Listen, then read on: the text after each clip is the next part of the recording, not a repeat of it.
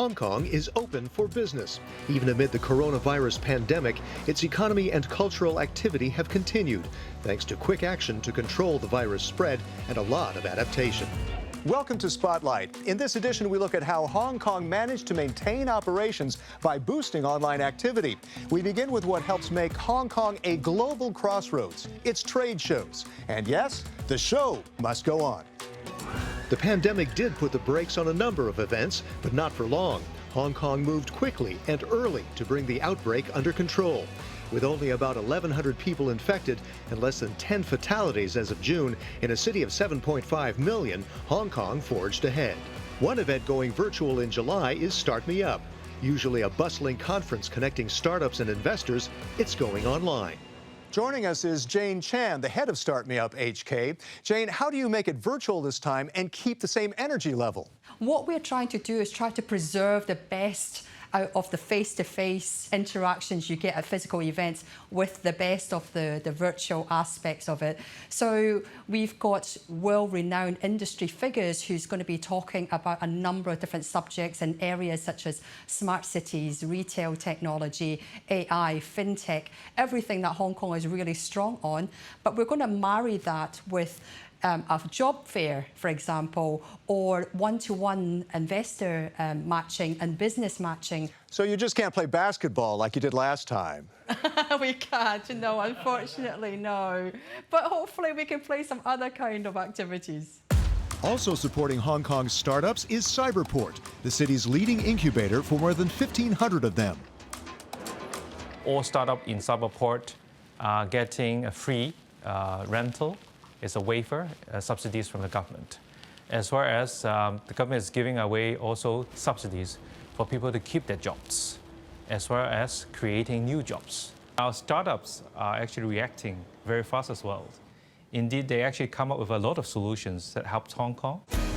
One startup from Cyberport that is well positioned to help organizers adapt to the pandemic is Event Extra. It's organized thousands of on and offline events for leading companies like Alibaba, Siemens, and Honeywell. We're now with one of the founders of Event Extra, Soom Wong. Soom, why do you call this a golden moment for Event Extra? The event is a frontline industry in the pandemic because all the events need to be on hold or canceled. And just like airline or travels, because we have a hybrid solution. So almost now 80% of our revenue actually is from the virtual event. And I would say the total revenue for Event Extra actually jumped more than 300% during this pandemic time. It all started with an idea. We built a prototype for event management software, and a lot of company and start to picking it up. At that time, we also entered the Cyberport incubation program, and they helped us to find a few more investors. Hong Kong's cultural scene and its art market have been adapting online during the pandemic as well. The offline events are firing up again, though observing social distancing. With some help from Art Power HK, an online platform that began in the middle of the pandemic, now with more than 130 partners.